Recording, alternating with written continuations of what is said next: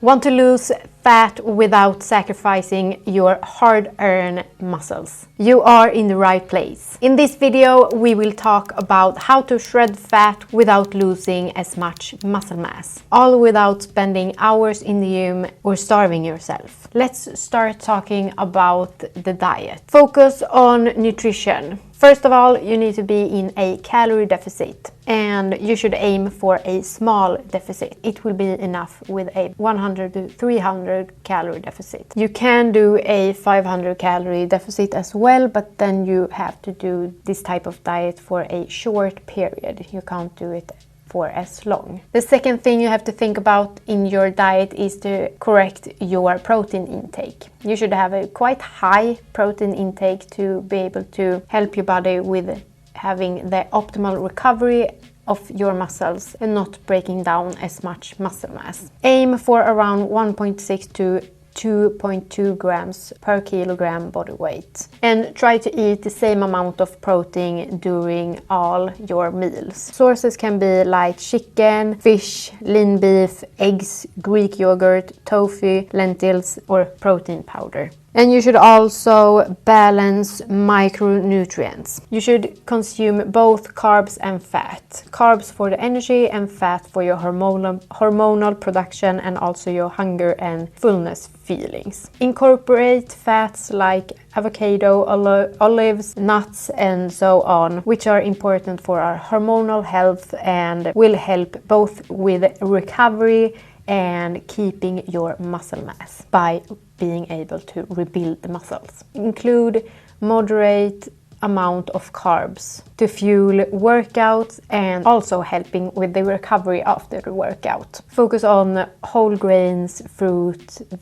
vegetables and berries. Number 2 is resistance training. Continue strength training as usual and try to do progressive overload and increasing the weights, because decreasing the weights during a deficit might make you lose more muscle mass than still doing progressive overload. And of course, we don't want to do that during this type of journey. Prioritize compound movements like squats, deadlifts, bench press and pull-ups to engage more muscle groups and stimulate growth.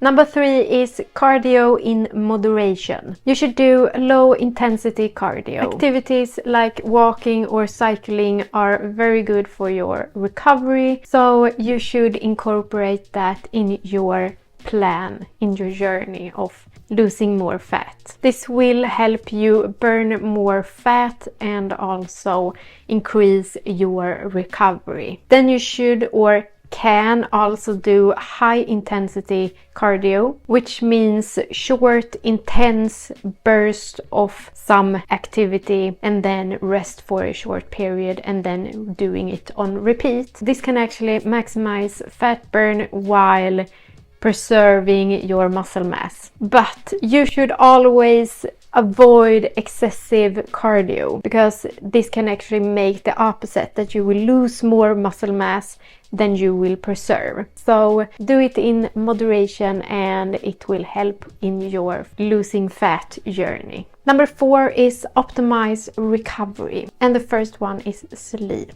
Aim for around 7 to 9 hours of sleep during a night. This will support your recovery and also your hormonal production. And of course, you will get more energy from this and also be able to perform even better and having an easier time at the gym. And when we can perform as usual, we are able to stimulate our muscle mass to not get away from us. Lack of sleep can actually increase our body fat percentage and decrease our muscle mass because of the hormonal imbalance that can happen if we don't sleep enough. And then we have rest days. We need to plan for rest days and don't overdo workouts. Plan for at least 2 days a week that will be your rest days. We can do active rest. With that I mean like walking or cycling or doing some